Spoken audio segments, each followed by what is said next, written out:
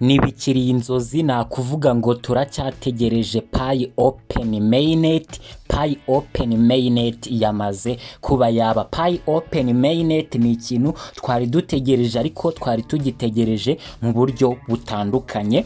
Gusa ariko ndagira ngo nkubwire neza Pi airdrop niki abantu batakubwira, niki ukwiye gukora niba uri umupioneer ukaba warakoze uyu mushinga wa Pi. Niki ukwiye gukora, apana ibintu ba nyiri umushinga batangaza, nago uba ukwiye kubigenderaho 100% ngo byizere 100%.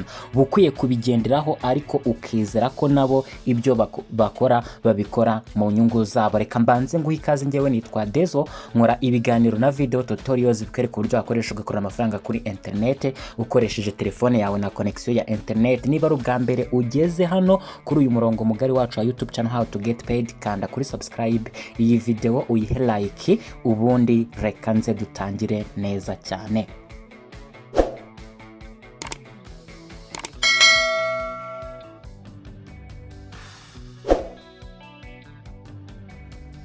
Mbere na mbere reka mbanze nshimire aba pioneers, by'umwihariko abantu bakomeje kugenda bafasha abandi. Reka mbashimire cyane, muri abantu b'abagabo cyane, kuko Pi ni umushinga mwiza by the way. Ariko ngiyewe ikintu nanze ni mentality, uburyo mukora Pi.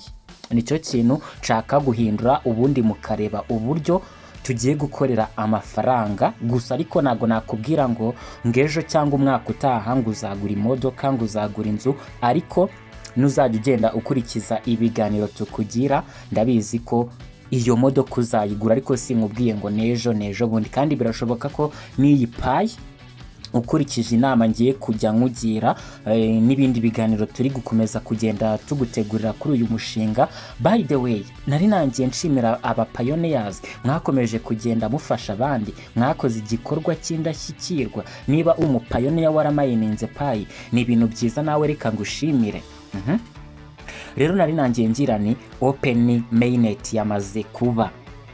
Hari ibintu byinshi byagiye hanze twari dutegereje, nkuko nari nangiye ngira ni Open Mainnet ni ikintu twari dutegereje cyane, ariko tuyitegereje mu buryo butandukanye. Hari abantu bari bazi ngo Pi ngiye ngugiye kugira kandi gaciro. Oya, reka mbanze mbikubwire. Open Mainnet itangazo ngiri basohoye, ndetse narebye n'ikiganiro uriya Nshengidiyawo yavuze, ari kuvuga nyine kuri iyi Pi. Gusa ariko hari ibyo nemeye, hari n'ibyo natemeranya nawe. Nizere ko nawe niba uri umupioneer wabonye ibyasohotse nyine mu itangazo, aho nyine bashyize hanze Open Mainnet. Ubundi Open Mainnet ni iki? Ndagira ngo dutangire step by step. Open Mainnet ni uburyo bwashyizweho, gusa ariko baracyari kugerageza. Pi iracyari mu igerageza. Open Mainnet ni uburyo bashyizeho, aho bahamagaye amakampani cyangwa se ibindi bigo by'abikorera, cyane cyane ariko kampani zikora ibintu bijyanye n'ibintu bya software development. Nizo kampani zahamagariwe muri iyo Open Mainnet cyangwa se muri ubwo buryo bwa KYB. Open Mainnet ubundi ni nk'isoko rifunguye rusange, ni uburyo bashyizeho aho abantu batamayininze iyi Pi token, kuko abantu bayimayininze nabwo wenda muzabona izindi advantage. Gusa ntabwo ari none, nta nubwo ari ejo. Ndetse nk'uko mbikubwiye, kuba Open Mainnet yabayeho niryo gerageza rya mbere ryatangijwe na Core team, bari kureba niba bazagera ku nzozi zabo. Biracyashoboka 50% ko Pi ishobora kuba success, 50% ikaba fail. Gusa ariko icyiza nuko wenda niba uri umupioneer waramayininze iyi Pi, yagiye ku isoko. Ndabizi hari umuntu, nubwo wenda tujye tureka kureba ku ruhande rumwe, ngo mwari mwiteze ko muzaba baherwe, ngo none nimubaye abaherwe. Ariko hari abantu bakoreye miliyoni y'amafaranga y'u Rwanda hano mu Rwanda. Hari ingero z'abantu muzi, umuntu akaba yarakoze Pi nta kintu yashoye akabona miliyoni.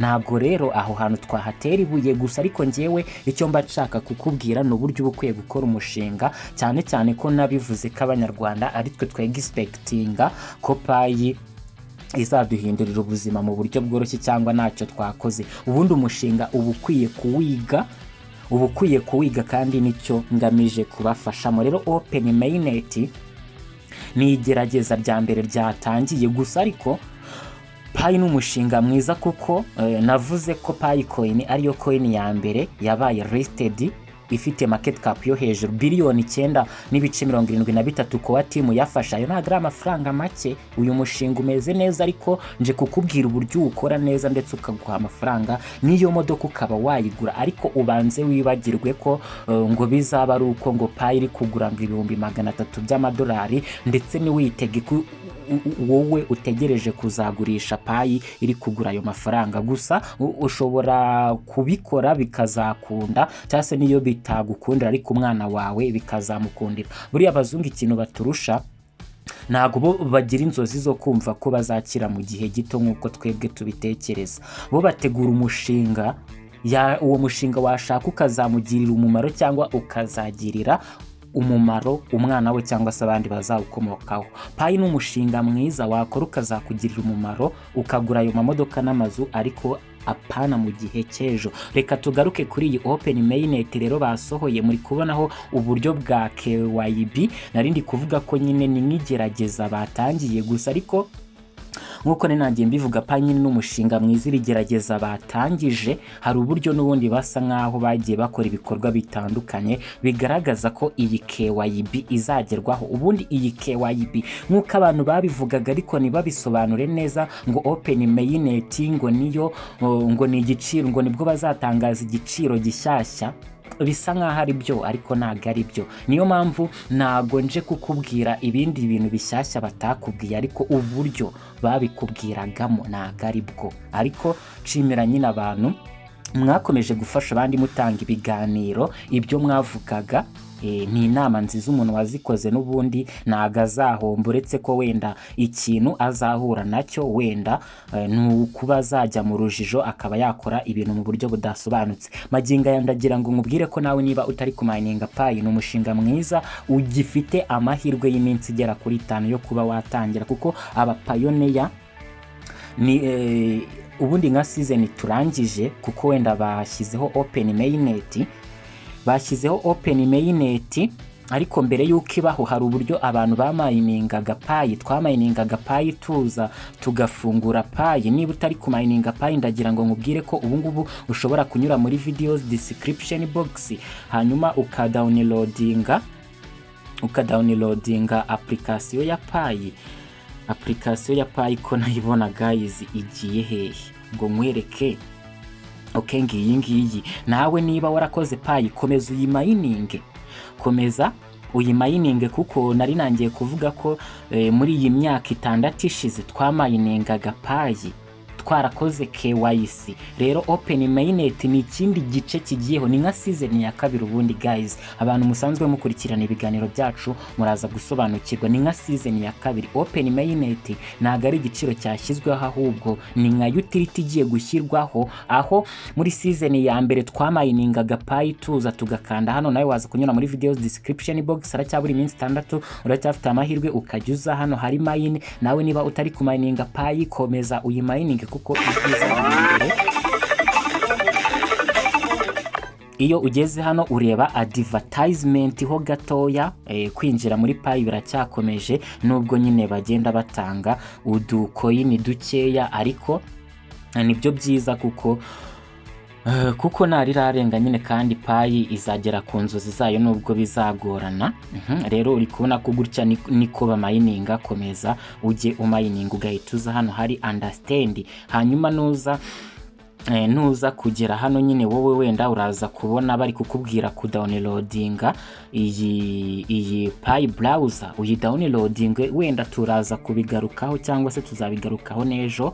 Reka nkwibwirire kuri openmainet uburyo byenda gusa nkaho ari cyo kintu kizatuma payi zamuka mu gaciro, gusa ariko bitandukanye nuko bizaba umunsi umwe ngo wumve ngo payi ngivuye kuri 0.7 ngigeze ku madolari 100. Ibintu bizajya biba step by step. Muzi ko nyine muri season ya mbere ubwo nabyita nkaho twari turi muri season ya mbere twamayiningaga token tuza tugakanda hariya, ariko nubwo ubona dukanda hariya buriya tuba dukoze ikintu gikomeye cyane. Hari uburyo nabonye uriya mu Cengediyewo wafatanyije na Dr. Nicholas, abantu nyine bakoze uyu mushinga wa payi. Nabonye hari uburyo bari kuvuga ko n'ubundi payi igifite urugendo kuko hari nk'abantu mwabuze pass fries zanyu.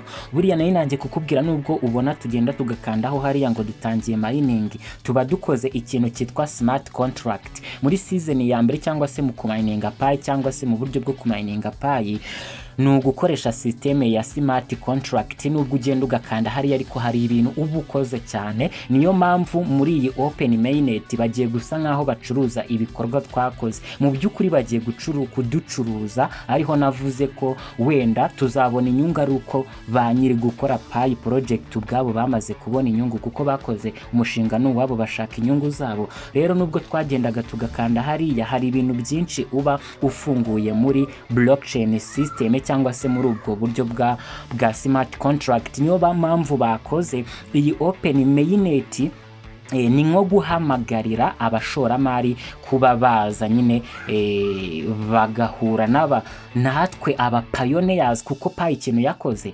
yubatse timu twebwe baba pioneers bagiye kuducuruza. Rero bari guhamagarira ama company. Wenda reka nze mwereke ikintu gikomeye cyane ubu ukwiye kugira gute, ubu ukwiye kumenya. Hano hari ukuntu bavuze ngo additional list of KYB verified business is available for pioneers to view and access on the following web page that helps pioneers to identify those businesses that have completed PI network's KYB review process. Not listed business can apply for KYB verification. Bari guhamagara abashoramari ngo baze binteracting n'aba pioneers, nkuko navuze ko bagiye kuducuruza. Nubwo twagendaga tugakanda hariya ngo turamayininza, ariko hari ibintu byinshi twabaga dukoze. Bari abantu n'abahanga cyane bize ibintu bya computer science, bize ibintu bijyanye na computer interaction with human. Kuba duhari turaba pioneers bashobora kutubwira ngo nitugende dukanda hano muri telefone zacu, kandi izo telefone zacu bagiye baduha pass phrase, buri wese abafite wallet ye. Nibyo bintu nari nanjye kukubwira ko muri season ya mbere twakoraga ibintu byitwa smart contract. Wenda ushobora kuba utabyumva nta nubwo bitureba cyane, twebwe icyo tugamije ni ugusobanukirwa, tugakora payi project neza, ndetse tukabona amafaranga, tukumva ibintu neza nk'abantu bari smart. Ibyo twe kubitindaho cyane, ariko niba warabuze pass phrase zawe nizera ko wahombye nyine, kuko hari ukuntu nabonye uriya muntu Shengediye wafatanyije na Nicolas mu gukora payi project, ari kuvuga ko bafite ikibazo cyuko hari address zitari verified. Ibyo biterwa nuko nyine wabuze pass phrase zawe, bityo nyine udashobora kuba wamayininga ngo waprove za smart contract za system. Aho nakubwiye ko nyine bizi ibintu, ari abahanga cyane mu bintu bya computer ndetse na human interactions. Kuba bafite team badufite nk'aba pioneer, batubwira ngo tugende tugakora ikintu tukagikora. Niyo mpamvu bahamagaye ama company kuza gushora muri payi. Ayo ma company rero bahamagaye nabikomojeho ko ari ama company akora ibintu bijyanye na software development. Hanyuma mu kubaka ama software hari uburyo hakenerwa community, kuba haba hari abantu benshi nk'uko duhari nk'aba pioneer bashobora kutubwira ngo nitugende dukande muri telefone zacu. Icyo gihe tuba dukoze ibintu byinshi cyane, nubwo ubona tugenda tukamayininga ari ugukandaho rimwe, ariko buriya hari ibintu bikomeye cyane tuba dukoze. Niyo mpamvu bagiye kuducuruza. Rero wenda reka nzi hano nkwereke ikindi kintu gikomeye cyane. Uri kubona ko hano bavuze ngo KYB your business to engage with PI ecosystem. Verify your business as a compliant, safe and legitimate entity on the PI ecosystem to engage with millions of KYC identity verified users. Natangiye ngira ni ku bantu bazi uburyo tugenda dukora izindi project mu masizeni. Payi nayo ni mu buryo bw'amasizeni. Season ya mbere twamayininze payi, duhari turi nk'aba pioneer nka community, twakoze KYC. Ikindi kintu cyabayeho open mainnet ni iyi KYB. Bari guhamagara nyine abantu bafite za business kuba baza muri payi ecosystem. Ikindi kandi payi yubakitse neza kuko nyine ni systeme ikoresha uburyo bwa smart contract, hari uburyo biriya bintu bifasha abantu bagenda badevelopa ibintu bya computer applications, kuriya kugenda ugakanda hariya ngo utangiye mining. Buriya hari ibintu bikomeye cyane uba ukoze mu gihe ufite passe phrase zawe, mu gihe uba warakoze KYC nk'uko babivuze, mu gihe uba uri kumayininga payi nyine uri umupayoneya. Kariya kazi ni akazi gakomeye cyane. Gusa ariko ikintu twebwe tugomba gutegereza, ese izi business bari guhamagara koko zizaza zishore muri crypto? Izi small business cyangwa izi business bari guhamagara kuza muri iyi systeme bise ngo ni KYB, ari bwo buryo bise ngo ni openmainet, kuba bashyira payi ku bantu wenda batayimayininze bakaba nabo baza muri payi ecosystem. Birumvikana ko ni ukugira ngo nyine abo bantu nibaza muri iki kintu bise KYB cyangwa se openmainet bazashyiramo amafaranga. Nakubwiye ko payi izazamuka cyangwa ikamanuka bitewe n'uburyo market cap izajya igenda yiyongera, ndetse hari uburyo nakubwiye ko Kowa team yashyizemo amafaranga nka liquidity angana nka billion 9.73. Mu by'ukuri icyo kintu ni ikintu gikomeye cyane, ariko ntago mu by'ukuri icyo kintu cyangwa se Kowa team ubwayo yakibashisha kuba yazamura iyi payi coin ikaba yazagura bya bihumbi 300 by'idolari. Ariko birashoboka mu gihe ziriya business zishobora kuza nazo zigashora hano muri payi, bityo market cap ikiyongera. Uko market cap yiyongera ni nako payi coin izazamuka ikaba yagura amadolari 100 cyangwa se no hejuru yayo. Gusa ariko hari abantu bari gukomeza kuvuga ngo ndetse nkurikije n'uburyo nyine babivuze muri iyo mu itangazo ryasohotse muri openmainet, bavuze ko ngo abantu nimugurishe coin zanyu. Icyo cyo yatubeshye 100%, kuko bari kutubwira ngo two kugurisha coin zacu kugira ngo nyine liquidity itagabanuka, bityo payi idakomeza guta agaciro. Gusa ariko kuba payi yamanuka cyangwa yazamuka ntago bizaterwa nanjye, bizaterwa nabo ubwabo.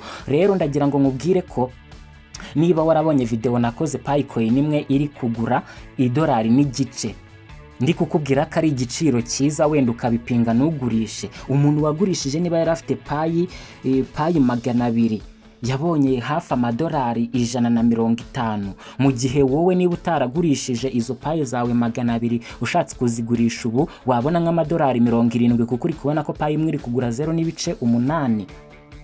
Payi iri kumanuka cyane, ariko iri no kongera gushaka kuzamuka. Mu by'ukuri ni gute wakorera amafaranga muri uyu mushinga? Ushobora kuba wafata amafaranga yawe ukagura iyi payi, nubwo hari ibigo byahamagawe cyangwa se abantu bakora ibijyanye n'amasoftware development bahamagawe muri ubu buryo bwashyizweho bwa openmainet, kugira ngo n'abantu batamayininze payi ariko bafite amafaranga ndetse bafite ibikorwa bakora bijyanye na software development, bijyanye no gukora ibintu by'ama applications, kuko hari uburyo nyine bakenera ibintu bya smart contract. Kandi ikintu twe twubakiye Kowa team twabubakiye systeme ikora ibyo bintu bya smart contract, aho community ibiraho ishobora kuba yajya kuri telefone zayo ikaba yakora ibikorwa bitandukanye, kandi twe tubyita ngo turi kumayininga, ariko hari ibindi bintu tuba turi gukora bikomeye cyane. Rero niyo mpamvu bariya abantu wenda ziriya kampani bari guhamagara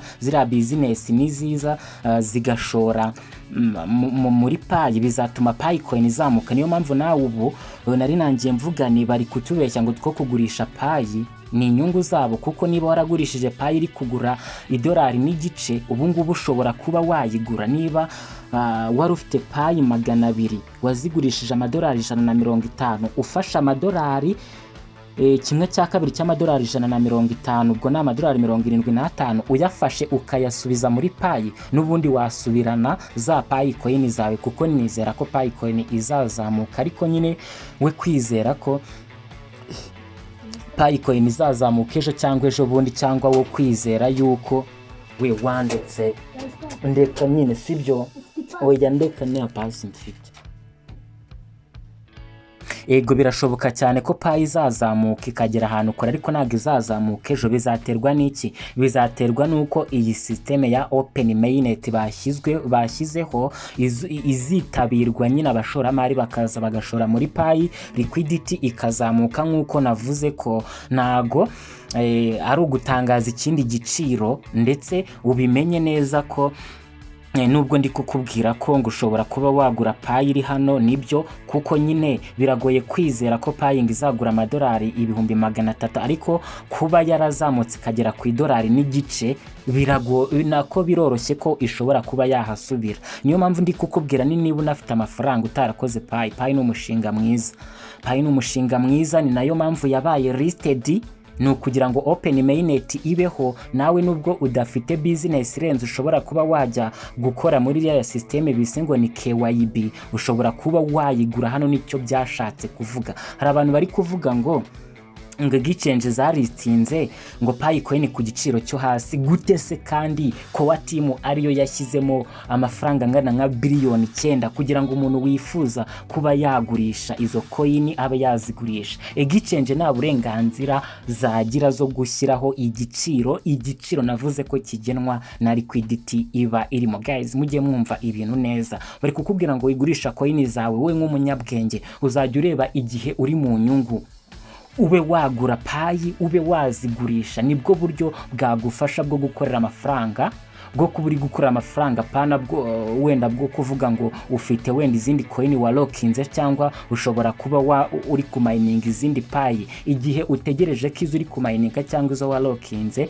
zizazamuka mu gaciro, wowe uburyo ugiye gukoresha nukujya hano ukareba niba payi yazamutse ukagurisha, niba yamanutse ukagura.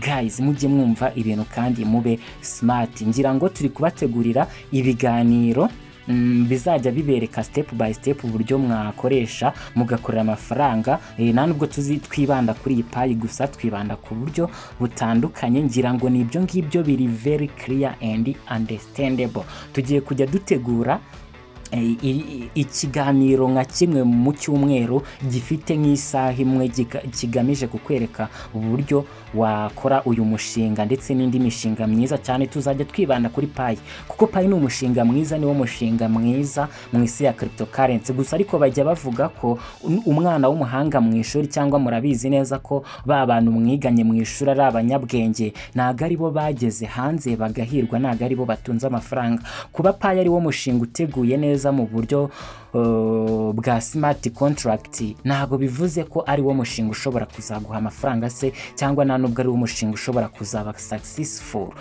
Ikintu kugira ngo kibe successful, ikintu cya mbere ni amahirwe. Niyo mpamvu ugomba kugerageza ibintu byose ukareba icyo uzaboneramo umugisha. Ntago uzabona umugisha ukora ugerageza amahirwe amwe gusa. Guys, ngira ngo ni ibintu byumvikana neza cyane. openmainet yagezeho, utaza kubona bakubwira ibindi bintu ngo wigurisha coin zawe. Wizigurisha gute niba waragurishije coin zawe coin imwe iri kugura idolari n'igice, cyangwa ukaba warazigurishije ku 2,000 muri buriya buryo? Ubu ngubu ukaba watanga 1,000, kuko wenda nka 0.8 tuyashyize mu manyarwanda ni nk'igihumbi cy'amanyarwanda. Ni gute utagura payi coin? Birashoboka ko ushobora kuyigura nehite nazamuka ngo igere kuri cya giciro yahozeho cy'idolari n'igice, cyangwa ku madolari 2, igakomeza ikamanuka ikaba yajya no munsi ya 0.5. Ibyo ni ibintu bishoboka cyane. Ese nimanuka izakora iki? Nizajya imanuka uzajya ukomeza ugenda ugura, nizamuka ugurishe, kuko uko byagenda kose ntago uba ukwiye kugurisha ikintu cyamanutse ngo kizahomba cyane. Ahubwo iyo ikintu kimanutse urushaho kugura ibintu byinshi, kuko niba payi yaregeze igera ku idolari n'igice, ndetse n'izindi coin zose niko zitwara. Iyo coin yazamutse ikagera ku giciro runaka, biba bishoboka ko ishobora kuzazamuka igasubira kuri cya giciro. Witekereza ko payi izagura amadolari 100, banza utegereze ko payi izongera gusubira kuri cya giciro yegeze kugeraho cy'idolari n'igice cy'amadolari 2. Guys, reka tubonane mu bindi biganiro ndi kugutegurira, naho video zo zigufasha uko wakoresha payi ugakora amafaranga menshi cyane. Birashoboka kandi kuzitegura cyane, navuze ko nzajya negura nka video y'isaha imwe mu cyumweru, hanyuma tuzajya dukomeza kuganira n'abapioneers twungurana ibitekerezo tureba icyakomeza kubaka abanyarwanda, by'umwihariko abapioneer b'abanyarwanda, kuko ibyo bakoze n'ibikorwa byiza. Igihe turageze rero ngo tubyubake cyane bikomere, aho kubisenya, aho gukomeza ya myumvire yo kumva ko imishinga y'abazungu tuba tugomba kumva ibyo batubwira, ahubwo tuba tugomba kubyumva tugashyiramo inyurabwenge zacu, kuko ibyo bakora babikora bagamije inyungu zabo. Bityo natwe ntitwagakwiye gukora ibyabo nk'uko babitubwiye mu nyungu zabo, tuba tugomba kubikora mu nyungu zacu. Reka ngushimire cyane, Imana iguhe umugisha, ndagukunda cyane, bye bye.